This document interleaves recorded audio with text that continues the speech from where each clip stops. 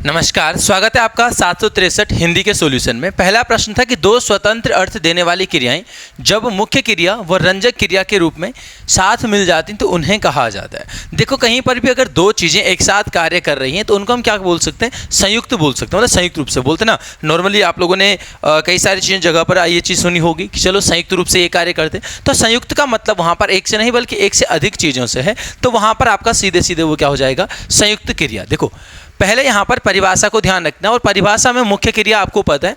थोड़ा रंजक क्रिया की बात करते हैं। रंजक क्रिया एक प्रकार की सहायक क्रिया है। वैसे तो देखो, सहायक क्रिया में हम है, था, थी, थे, ये सारी चीज़ें देखते हैं, लेकिन ये रंजक क्रिया जब हम आपका बात करते हैं संयुक्त क्रिया की, तो उस क्रिया में एक मुख्य क्रिया और एक उसकी सहायता के लिए एक सहायक क्रिया होती है। अगर हम इस सहायक क्रिया की बात करेंगे तो केवल उस वाक्य में वो क्रिया शामिल होती है, उसका अर्थ वहाँ पर शामिल नहीं होता है। या फिर हम कह सकते हैं कि रंजक क्रिया एक प्रकार की सहायक क्रिया है जो अपना अर्थ समाप्त करके मुख्य क्रिया को वाक्य पूरा करने में मदद करती है। मेरे पास एक एग्जाम्पल माना यहाँ पर है कि रीना बाजार की ओर चल पड़ी। अब देखो, यहाँ पर अगर मैं इस वाक्य की बात करूँगा और इसमें बात करूँगा कि जो आपके पास क्रियाएं हैं, देखो एक चलना है, एक पढ़ना है।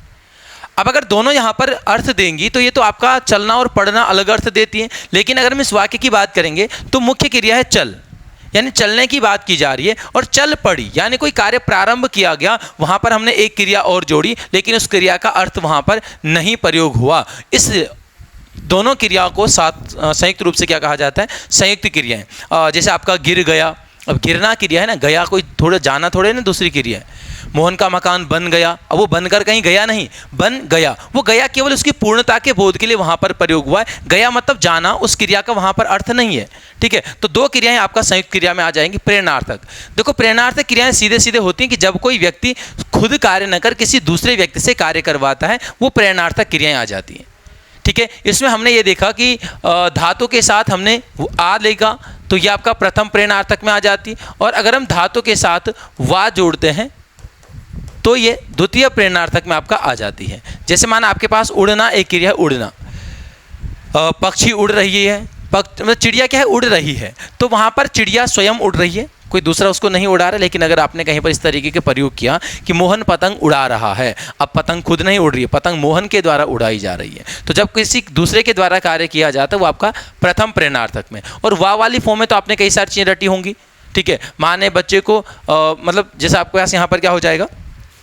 अध्यापक ने छात्रों से पाठ पढ़वाया, पढ़वाया, वो वाह क्या है? वहाँ पर प्रेरणार्थक को दर्शाता है। ठीक है, समापिका क्रिया और असमापिका, देखो थोड़ा सा अलग टॉपिक मिल जाता है कि वाक्य की समाप्ति के आधार पर क्रियाएं तो कुछ भी नहीं है उनके नाम के हिसाब से। समापिका क्रिया जो वाक्य को समाप्त कर रही होगी, असमापिका क्रिया वो आधा बीच वाली क्रियाएं हो जाती हैं। जैसे आपने पूर्वकालिक क्रियाएं पढ़ी हैं, माना आपके पास वाक्य आता है कि बच्चा दौड़कर घर आया, तो वहाँ पर देखो घर आना भी एक क्रिया है, लेकिन वो वाक्य को समाप्त कर रही है, वो आपका समापिका हो जाएगा। और दौड़कर एक क्रिया बीच में है, वो आपका असमापिका भी यहाँ पर मिल जाती है। ठीक है, चलिए अगला है कि निम्नलिखित में से किस वाक्य में परिमाणवाचक क्रिया विशेषण का प्रयोग हुआ है? परिमाणवाचक क्रिया विशेषण में हमने कई बार देखा हुआ है कि यहाँ पर जवाब मिलता है किसका? कितना या कितनी।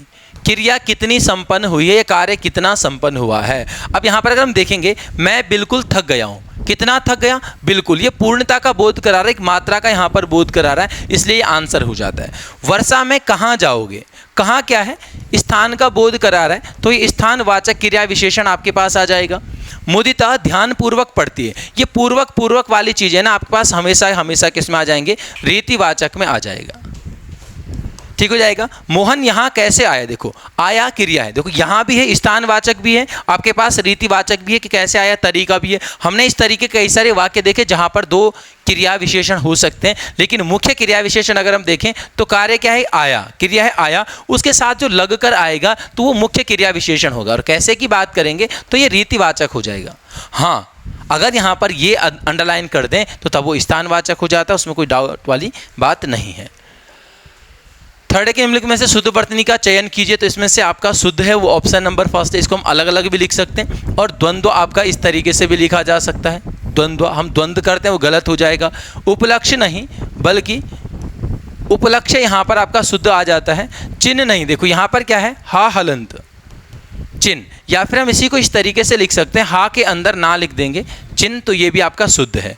शुश्रूषा, यहाँ पर बस मात्रा का ध्यान रखना है, एक बड़ी ई की मात्रा आपका स्रा में आ जाएगी, है ना। इसके अलावा हम इसकी थोड़ा सा बात करेंगे, जिस तरीके से यहाँ पर हा आधा होता है, और भी कई सारी चीज़ें आती हैं। हमारे पास आता है मध्याह्न भोजन, वहाँ पर भी हा आधा है, मध्याह्न। हमारे पास प्रहलाद आता है, कई बार हम उसको प्रहलाद इस तरीके से लिख देते हैं, जो गलत है। प्रहलाद होगा तो हा आधा होगा, प्रहलाद। या फिर इसको आप इस तरीके से भी लिख सकते हो, हा के अंदर ला लिख दिया, प्रहलाद, इस तरीके से भी आपका क्या हो जाएगा, शुद्ध हो जाएगा। कई सारे नाम हमने देखे, हिरण्यकश्यप था तो हिरण्यकश्यप नहीं, हिरण्यकशिपु हमने देखा है, ठीक है। सच्चिदानंद है तो पढ़ने में आसान हो जाता है, लेकिन जब हम उसको लिखते हैं तो आपको यहाँ पर ध्यान रखना होगा क्या, सच्चिदानंद, इस तरीके से ध्यान रखना। कुछ संधि वगैरह में कुछ चीज़ें आपके पास आ जाती हैं, जैसे हमने शरद उत्सव देखा है, शरद उत्सव। या फिर मैं अगर यहाँ पर बात करूँ वार्षिक उत्सव की, अगर आप लोगों ने संधि नियम अच्छे से पढ़े हैं तो हमारे पास वार्षिकोत्सव, वसंतोत्सव या फिर आपका ग्रीष्मोत्सव, इन सभी में आ के बाद ऊ आने पर ओ बन रहा है, यानी क्या हो रहा है, वहाँ पर गुण संधि से इनका निर्माण हो रहा है, तो ये है। लेकिन अगर हम शरद उत्सव की बात करेंगे तो वो शरत हलंत प्लस उत्सव से आपका मिलकर बनता है ना। और वहाँ पर क्या हो जाएगा आपका, ये व्यंजन संधि का नियम होगा, और इसकी वर्तनी विशेष रूप से ध्यान रखना है। ऐसे हमारे पास तदुपरांत आता है, तदुपरांत, तो ये हम तदोपरांत कर देते हैं, लेकिन तदोपरांत नहीं, वो तत हलंत प्लस उपरांत से बना हुआ है। ता हलंत का दा आपने पहला ही नियम पढ़ा होगा, जिसमें किसी भी स्पर्श वर्ग के प्रथम वर्ण का जो है तीसरे वर्ण में परिवर्तन आपको देखने को मिलता है व्यंजन संधि में, है ना। ये चीज़ आपके पास मिल जाएंगी। हमने वाल्मीकि देखा है, कुछ चीज़ें आपका बेसिक चीज़ें आ जाती हैं, जैसे आशीर्वाद आता है, आशीर्वाद। दिक्कत ये होती है कि रा किस पर लगाया जाए, तो ध्यान रखना, जैसे कभी रा वाली चीज़ें कंफ्यूज करें तो छोटे छोटे शब्द हम याद रख सकते हैं। हमारे पास माना कर्म शब्द है, हमें पता है करम, जहाँ पर रा का उच्चारण हो उसके अगले वाले में लग रहा है। आशीर, रा हलन तो अगले वाले में, और अगर उच्चारण ही गलत होगा तो फिर ये बहुत गड़बड़ होने वाला है, ठीक है। पुरस्कार हमारे पास एक आता है, लेकिन पुरस्कार नहीं, वो क्या होगा आपका, पुरस्कार शुद्ध होता है।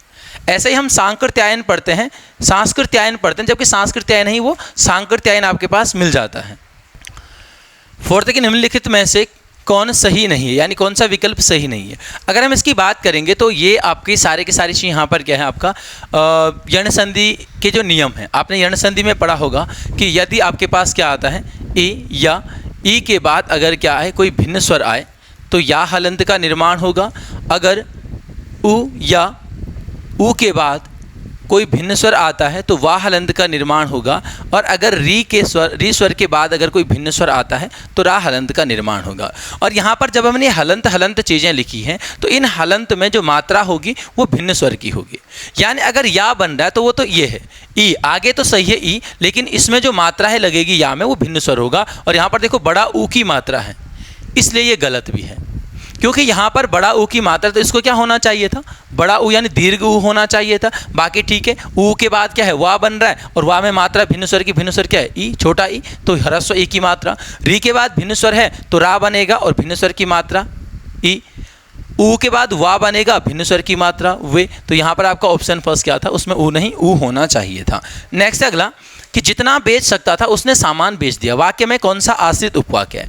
आश्रित उपवाक्य की बात करें, हमने संज्ञा आश्रित, विशेषण आश्रित और क्रिया विशेषण आश्रित, तीन भेद यहाँ पर देखे हुए। और हमने देखा कि संज्ञा आश्रित की जब हम बात करते हैं तो इसमें की योजक से उपवाक्य शुरू होता है, और की ना भी याद रहे या कोई दिक्कत नहीं, अगर की को भी याद रखना है, लेकिन ये ध्यान जरूर रखना है कि जो आश्रित वाला हिस्सा है वो क्या प्रश्न का जवाब होगा, और हमेशा किसी बात के रूप में होगा।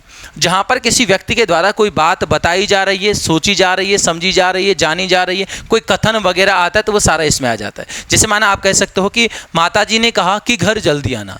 माताजी ने कहा क्या, एक बात कही कि घर जल्दी आना। मैं नहीं जानता कि वह कब आएगा।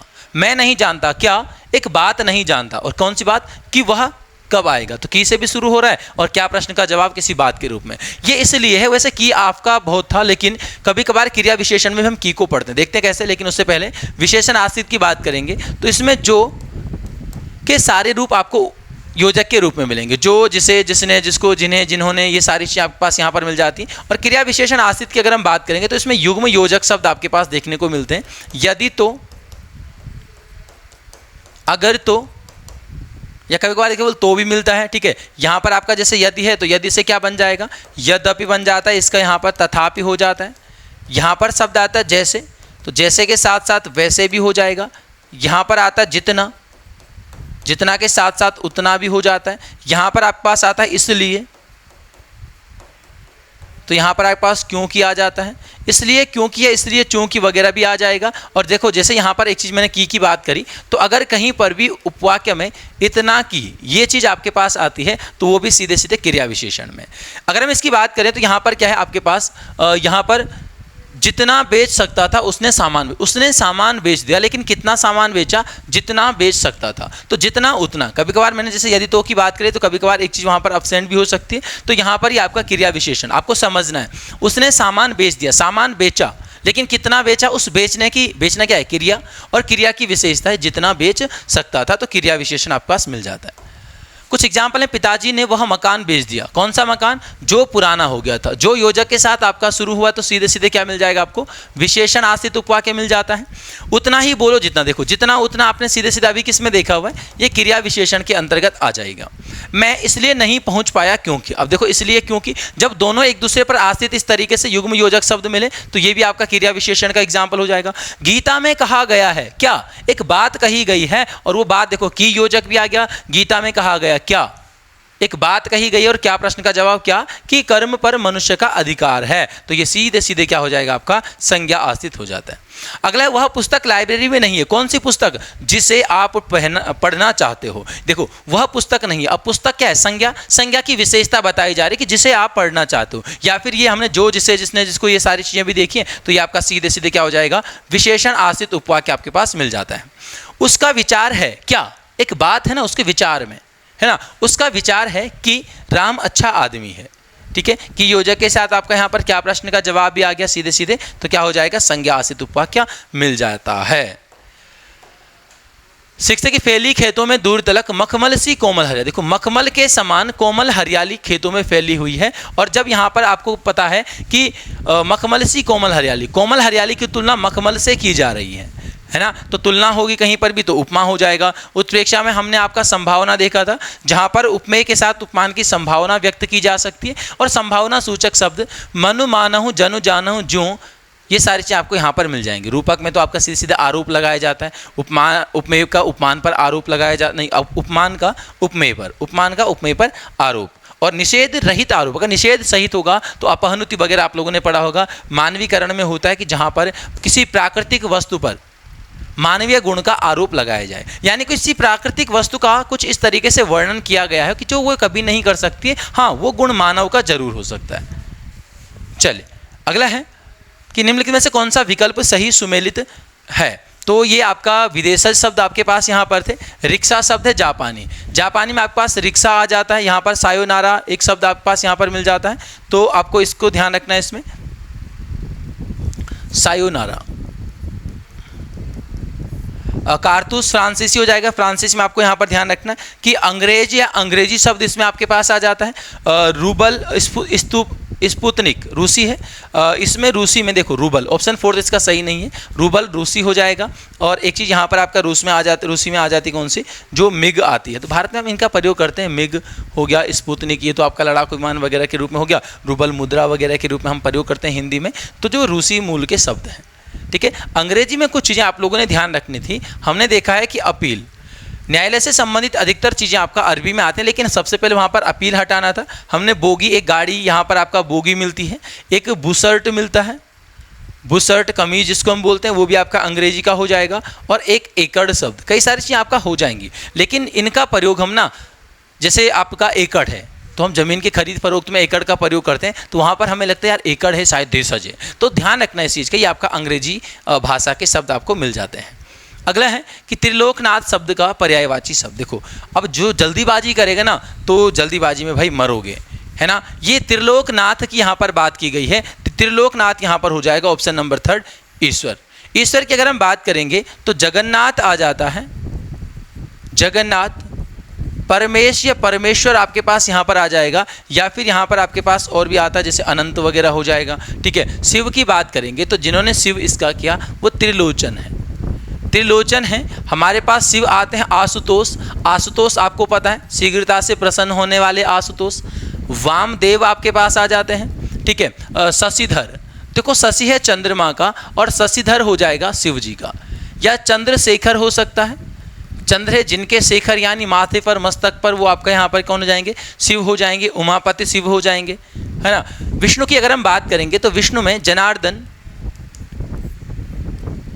जनार्दन उपेंद्र हो जाएगा, ठीक है। यहाँ पर आपके पास देखो एक शब्द आता है चतुर्भुज,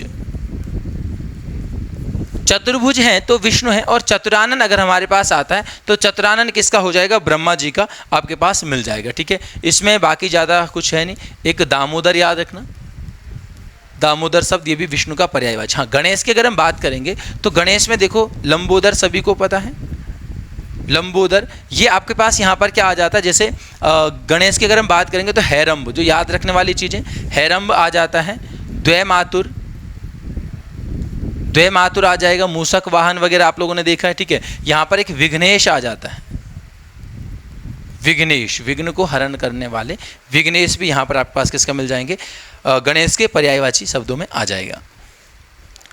नायंद के निम्नलिखित में से तत्सम तद्भव शब्द युग्म सही सुमेलित नहीं है। उद्दरतन उबटन हो जाएगा, गोस्वामी का गोसाई, ठीक है। देखो प्रतिछाया, अभी हाल ही में शायद हमने इसको पहले भी देखा है कि प्रतिछाया परछाई है, परछाई। और पड़ोस की अगर हम बात करेंगे तो इसका प्रतिवेशम हो जाता है या प्रतिवास हो जाता है, ठीक है। ये हो जाएगा पड़ोस का। पड़ोसी की बात करेंगे तो प्रतिवेशमिक या प्रतिवासी आपके पास यहाँ पर इस तरीके से शब्द आपको मिल जाते हैं, ठीक है। चलिए, तो रटने वाली चीज़ें इनको भी साथ साथ में रिवीजन में रखें। 10th शायद परीक्षा दिसंबर में होगी, अर्थ के आधार पर, तो बहुत आसान था। आपको पता है कि संदेहार्थक में क्या आता है, शायद, यहाँ पर आपके पास आ सकता है क्या, हो सकता है, हो सकता है, संभवतः, कदाचित, ये चीज़ें आपके पास संदेहार्थक में। संकेत की अगर हम बात करें ऑप्शन है फिलहाल, तो इसमें आपके पास क्या आ जाता है, यदि तो, अगर तो, या कभी कभार केवल तो। देखो ये चीज़ें अभी हमने किस में देखी थी, वो क्रिया विशेषण आश्रित उपवाक्य में, तो मिक्स मत करेंगे इन चीज़ों को, ठीक है। ये संकेत आता है। विधान का मतलब हो, देखो विधान के अन्य नाम क्या था, विधान का अन्य नाम था कथनात्मक, और विधान का ही अन्य नाम था निश्चयवाचक। और विधान या कथन या निश्चय, जो चीज़ फिक्स है, जो विधि का विधान है, जो चीज़ होनी है, या फिर सामान्य जानकारी कोई दे रहा है तो कथनात्मक में। और इच्छा हो जाती है, किसी व्यक्ति की इच्छा, मनोकामनाएं, दुआएं, बद्दुआएं, ये सारी चीज़ें आपका किस में आ जाती हैं, इच्छा के अंतर्गत आ जाती हैं, ठीक है। अर्थ के आधार पर 8 प्रकार के आपने वाक्य देखे होंगे, तो देखते हैं कुछ यहाँ पर एग्जाम्पल भी हैं छोटे छोटे। गांधी जी ने दांडी मार्च किया था, क्या इसमें कोई ऐसा है संदेह है या फिर आपका किसी पर निर्भर है, क्या है क्रिया सीधे सीधे सामान्य बात जानकारी दी जा रही है, तो सामान्य जानकारी सीधे सीधे किस में आ जाएगा, विधानवाचक में। मोहन यह कार्य नहीं कर सकता, ये मोहन के बारे में जानकारी, देखो सकता आ गया तो ये मत सोचना कि नहीं जी ये हो सकता वाला संदेह है, सकता कि वहाँ पर मोहन के बारे में जानकारी दी जा रही है। आपने कहा कि मैं यह काम नहीं कर सकता, तो आपने खुद के बारे में एक सामान्य बात कही, और सामान्य बात ये भी विधान में। तुम घर जाकर पढ़ाई करो, सीधे सीधे किसी व्यक्ति को कोई कार्य करने के लिए बोला जा रहा है, तो ये आपके पास यहाँ पर क्या हो जाएगा, आज्ञावाचक वाक्य हो जाता है। और ध्यान रखना, आज्ञावाचक को ही क्या कहा जाता है, विधिवाचक। अलग अलग चीज़ें हैं, ये विधानवाचक है, ये विधिवाचक है। तुम कौन से घर में रहते हो, प्रश्नवाचक हो जाएगा सीधे सीधे। मैं चाहता हूँ कि तुम खाना खा लो, मैं चाहता हूँ, ये मेरी इच्छा है, ठीक है। तो चाहिए, चाहना, ये सीधे सीधे किस में आ जाएगा, इच्छा में। तुम खाओ ना खाओ वो अलग बात है। भगवान तुम्हें जल्दी ही सफलता दें, तो ये भी मेरी इच्छा है, दुआएं की जा रही हैं। हो सकता है, ये हो सकता है, और हो सकता है अभी हमने किस में देखा, सीधे सीधे संदेहार्थक वाक्य या संभावनार्थक में आपके पास आ जाता है। चलिए अगला है, उड़िया भाषा का विकास किस अभ्रंश से हुआ है। देखो उड़िया का विकास अगर हम देखें तो उड़िया उड़ीसा में है, और ऐसे ही कुछ राज्यों से संबंधित हमने मागधी को देखा था। हमने याद इस तरीके से किया था मागधी को कि मगध जो है प्राचीन नाम है बिहार और बंगाल क्षेत्र का, तो बिहार की बिहारी इससे विकसित है और बंगाल की बांग्ला इससे विकसित है। फिर बिहार से थोड़ा नीचे आएंगे तो हमारे पास उड़िया भी आ जाती है। पश्चिम बंगाल से थोड़ा पूर्व की ओर जाओगे आपके पास असम आता है, तो असम की असमिया भी इसके अंतर्गत आ जाती है। अगर हम बात करें अर्धमागधी की, देखो मागधी इन क्षेत्रों से, अर्धमागधी ये राज्य सारे पूर्व में है, तो इसको भी यहीं पर ध्यान रखना। अर्धमागधी पूर्वी हिंदी का विकास करती है। सौरसैनिक की अगर हम बात करें तो यहाँ पर हमने याद रखना था केवल क्या, पश्चिमी हिंदी। और जो पश्चिमी हिंदी है भारत के पश्चिमी भाग में बोली जाती है, और पश्चिमी भाग में अगर हम देखें तो हमारे पास और भी राज्य मिलते हैं, जैसे राजस्थान मिल जाता है तो पश्चिमी राजस्थान की राजस्थानी हो जाता है, गुजरात मिलता है तो गुजरात की गुजराती भी आपके पास यहाँ पर आ जाती है। ठीक है, खस की बात करेंगे तो खस में आपका सीधे सीधे क्या आ जाएगा, पहाड़ी हिंदी आ जाता है। इसके अलावा हमने एक ब्राचड़ अपभ्रंश देखा, ब्राचड़ या पैसाची अपभ्रंश, कहीं कहीं पर पैसाची भी इसका नाम मिलता है, खासतौर पे जब हम पंजाबी की बात करते हैं तो इसमें पंजाबी और सिंधी आपके पास मिल जाती हैं। किससे विकसित हुए, पंजाबी और सिंधी, ब्राचड़ या पैसाची से। और फिर हमने ये भी देखा हुआ है कि जो खस अपभ्रंश और ब्राचड़ अपभ्रंश है वो दोनों भी सौरसैनी अपभ्रंश के ही अंतर्गत उसके अंग है, उसके भेद हैं। हम परीक्षा वाणी में पढ़ते हैं ना कि गढ़वाली कुमाऊनी का विकास किससे होता है, सौरसैनी से, वो परीक्षा वाणी में। ठीक है, वो भी कोई दिक्कत नहीं, क्योंकि सौरसैनी के अंतर्गत खस अपभ्रंश और ब्राचड़ उसी के अंतर्गत दो भेद और मिलते हैं। 12 की नागरी प्रचारिणी सभा, देखो नागरी प्रचारिणी सभा, काशी में नागरी प्रचारिणी सभा की बात करेंगे तो आपके पास 1893 मिल जाएगी, जिन्होंने 1975 किया। तो यहाँ पर नागरी लिपि परिषद है, नागरी लिपि परिषद। अगर मैं और ऑप्शन की बात करूंगा तो यहाँ पर आपके पास क्या जाता है, साहित्य अकादमी संस्था मिल जाती है 1954 में। 55 में फिर साहित्य अकादमी पुरस्कार आप लोगों ने देखे 22+2 भाषाओं में दिए जाते हैं। 13 जिसको तुमने बुलाया था वह बाजार गया है, वाक्य में सर्वनाम। तो ये पिछले पेपर में हमने ऐसे कोई एग्जाम्पल देखा था। एग्जाम्पल ये था कि जब कोई भी सर्वनाम या कोई संज्ञा, कोई सर्वनाम या कोई संज्ञा जो के किसी रूप के साथ आए, जो जिसे जिसने जिसको, जो भी उपवाक्य, अभी विशेषण उपवाक्य में हमने जो योजक देखें वो सीधे सीधे आंसर हो जाते हैं संबंध बोधक या संबंधवाचक सर्वनाम का। तो यहाँ पर भी संबंधवाचक ही है, जिसको तुमने, वह बाजार गए, वही, केवल वही बाजार गए, कौन है ना। तो एक दूसरे के साथ संबंध स्थापित करते हुए तो संबंधवाचक सर्वनाम आपके पास मिल जाएगा। अगर हम यहाँ पर उत्तम पुरुष की बात करेंगे तो उत्तम पुरुष में एक वचन में, बहुवचन में हम आ जाता है, फिर कारक चिन्ह के हिसाब से भी बदलते रहते हैं, मैंने, मुझको, हमने, हमें, इस तरीके से। मध्यम पुरुष में आपके पास आता है आप, सामने वाले के लिए तुम, या फिर कभी कभार तू। ये उच्चारण में केवल प्रयोग होता है, बाकी तू और तुम, आप और तुम इसमें प्रयोग किए जाते हैं मध्यम पुरुष में सामने वाले व्यक्ति के लिए। फिर कारक चिन्ह के हिसाब से आ जाएगा आपको, आपने, आपसे, आप में, इस तरीके से। और अन्य पुरुष में आपके पास क्या आ जाता है, यह, वह, ये, वे। फिर इसके, ये तो मूल हैं, इसके परिवर्तित रूप भी मिलते हैं आपका। ये मिल जाएगा उसे, उन्हें, उनको, इन्हें, इनको, ये सारी चीज़ें आपका अन्य पुरुष में। फोड़ने की रावण सर्वश्रेष्ठ उपासक, सबसे श्रेष्ठ उपासक था। तो ये तो देखो कई बार वे चीज़ें हो चुकी कि विशेष आपको पूछा गया था। आपको पता कि यहाँ पर क्या है, श्रेष्ठ उपासक की बात की जा रही है, संज्ञा पद है उपासक, उपासक की विशेषता बताई जा रही है, इसलिए ये विशेष्य है। जरूरी नहीं कि जो संज्ञा, देखो बहुत सारे लोगों ने अगर इसको रावण किया है तो रावण आपका केवल एक संज्ञा इस वाक्य में उद्देश्य का काम कर रही है। जरूरी नहीं कि वाक्य में जितने भी संज्ञा पद आए हैं वो सारे के सारे संज्ञा पद विशेष्य हों। विशेष्य केवल वही होगा जिस संज्ञा की विशेषता बताई जा रही है। जैसे आपने कहा, माना कि रिस्पना प्रदूषित नदी है, तो देखो प्रदूषित रिस्पना नहीं, प्रदूषित नदी, बाद वाला हमेशा क्या कहलाएगा, आपका विशेष्य कहलाएगा। ठीक हो जाएगा, ध्यान रखेंगे इन चीज़ों का। चलिए यहाँ पर हम सबसे की बात करें, ये प्रविशेषण भी है और विशेषण की अवस्था की भी यहाँ पर बात करेंगे तो उत्तमावस्था, पिछले पेपर में हम उत्तमावस्था के बारे में भी पढ़ चुके हैं। 15 है कि निम्नलिखित में से कौन सा वाक्य भाववाच्य का उदाहरण है। देखो केवल भाववाच्य की बात करेंगे तो आपको पता कि भाववाच्य में अगर कर्ता होगा तो कर्ता के साथ से ये द्वारा की विभक्ति होगी, लेकिन हमेशा हमेशा कैसे, अकर्मक क्रिया के साथ। अब यहाँ पर अगर हम देखेंगे तो मोहन से भोजन नहीं किया जाता, क्या नहीं किया जाता, भोजन। ये भोजन कर्म है, इसका मतलब सकर्मक क्रिया, तो ये तो नहीं हो सकता। मुझसे यह दरवाजा नहीं खोला जाता, क्या नहीं खोला जाता, दरवाजा। ये दरवाजा भी कर्म का काम कर रहा है, यानी सकर्मक क्रिया, ये भी नहीं हो सकता। मुझसे चला नहीं जाता, चलना कैसी क्रिया है, अकर्मक क्रिया, और से भी आ गया, इसलिए ये आपका यहाँ पर आंसर हो गया। बाकी की अगर मैं बात करूँगा, मोहन से कर्ता के साथ से, मुझसे कर्ता के साथ से ये द्वारा, और सकर्मक क्रिया एक आपका सीधे सीधे क्या दर्शाती है, कर्मवाच्य को यहाँ पर दर्शाती है। ठीक है, लगातार आप लोगों ने पढ़े हैं, मैं आपको पहले ही बता चुका हूँ कि यूट्यूब पर भी मैं 2 वीडियो डाल चुका हूँ वाच्य वगैरह के बारे में, तो थोड़ा बहुत वहाँ पर आप उसको देख सकते हो। 16 है कि सुमेलित नहीं है, अच्छा सॉरी सुमेलित है। देखो स्पर्श संघर्षी की अगर हम बात करेंगे तो स्पर्श संघर्षी क्या हो जाएगा, ये तो होता है चा वर्ग। दूसरा री का उच्चारण स्थान, तो री का उच्चारण स्थान तालु नहीं बल्कि क्या हो जाएगा, मूर्धा हो जाता है। अनुनासिक की बात करेंगे तो अनुनासिक बिल्कुल ये सही है। ठीक है, हा का उच्चारण स्थान केवल क्या हो जाएगा, कंठ से हो जाता है। तो ऑप्शन 3 यहाँ पर इसका आंसर आपको मिल जाएगा। ठीक है, चलिए नेक्स्ट अगला है देवनागरी लिपि मूलतः किस प्रकार की है? देखो देवनागरी लिपि यहाँ पर अगर हम बात करेंगे तो आपके पास है अक्षरात्मक लिपि। कैसे अक्षरात्मक लिपि? माना मैंने यहाँ पर लिपि शब्द लिखा हुआ है तो मैंने ये क्या लिखे हैं? अक्षर लिखे हैं। अगर मैं इसको वर्ण अलग करूँगा या वर्णात्मक में अगर इसको लिखता वर्णात्मक में तो मैं लिपि शब्द को लिखता ये तब लिपि था।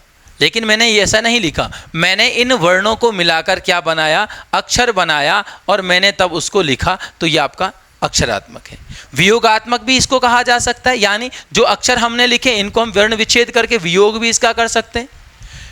वर्णात्मक में रोमन लिपि आपके पास आ जाती है, जैसे अंग्रेजी वगैरह लिखी जाती है तो वो किसी पर निर्भर नहीं होता, वो स्वतंत्र होते हैं अपने, है ना, तो वो आपका वर्णात्मक रोमन लिपि मिल जाती है। अगला है कि निम्नलिखित में से किस वाक्य में अकर्मक क्रिया का प्रयोग हुआ है? अब अकर्मक क्रिया की बात करें या सकर्मक क्रिया की बात करें तो सकर्मक क्रिया में हमने देखा है कि जिसमें क्या या किसको, क्या और किसको प्रश्न का अगर कहीं पर जवाब मिलता है तो वो सकर्मक है। देखो पक्षी उड़ रहे हैं, कर्ता को भी साथ में रखना है, पक्षी क्या उड़ रहे हैं पता नहीं चल रहा, अकर्मक क्रिया, तो आंसर भी है। वह पानी पी रहा है, क्या पी रहा? वह क्या पी रहा है? पानी पी रहा है, सकर्मक। कुली सामान उठाता है, कुली क्या उठाता है? सामान, सकर्मक। मोहन ने सोहन को अपनी घड़ी दी, मोहन ने क्या दी? घड़ी दी, किसको दी? सोहन को। ये सकर्मक क्रिया है। और ध्यान रखना जब आपको दोनों के, देखो हमने क्या कहा कि या तो इसका जवाब मिलेगा या इसका जवाब मिलेगा तो सकर्मक है, लेकिन कभी अगर दोनों का जवाब मिले कि मोहन ने सोहन को अपनी घड़ी दी, क्या दी? घड़ी दी, किसको दी? सोहन को। दोनों के जवाब जब मिलते हैं तो ये आपका क्या हो जाएगी? सकर्मक के अंतर्गत भी द्विकर्मक क्रिया आपके पास आ जाती है। ठीक, चलेंगे अगला।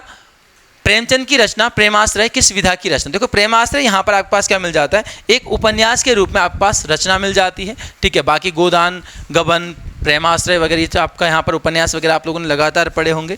फिलहाल अगला है इंद्रजाल तथा प्रतिध्वनि नामक कहानी संग्रह। इंद्रजाल प्रतिध्वनि, देखो अगर आप लोगों ने इनको पढ़ा है ना, आपको 2 पेज की PDF वगैरह आपको मिली हुई होगी तो लगातार उससे रिवीजन वगैरह करेंगे। कई बार यहाँ पर ये चीज़ें हो रखी हैं, तो ये जयशंकर प्रसाद जी की रचनाएं आपके पास मिल जाती हैं। जो NCERT में चैप्टर हैं जयशंकर प्रसाद जी के, तो वो आपका कार्नेलिया का गीत और देवसेना का गीत भी है। तो एक चंद्रगुप्त नाटक मिलता है जिससे कार्नेलिया का गीत लिया गया है, एक स्कंदगुप्त नाटक मिलता है जिससे देवसेना का गीत लिया गया।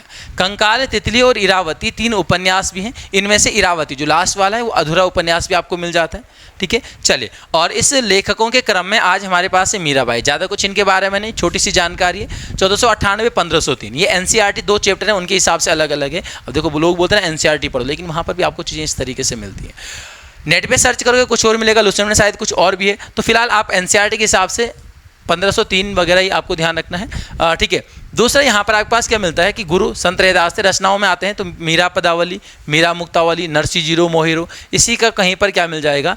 नरसी जी का मायरा, नरसी जी का मोयरा। इस तरीके से भी ये रचना यहाँ पर लिखी, यही वाली लिखी गई है। ठीक है, गीत गोविंद पर टीका टिप्पणी, राग गोविंद, राग सोरठ के पद, ये सारी रचनाएं किसकी हो जाती हैं? मीराबाई की रचनाएं आपके पास मिल जाती हैं। ठीक है, चलिए तो फिलहाल ये आपका हिंदी का सोल्यूशन है। मिलेंगे अगला उत्तराखंड GS के साथ। धन्यवाद।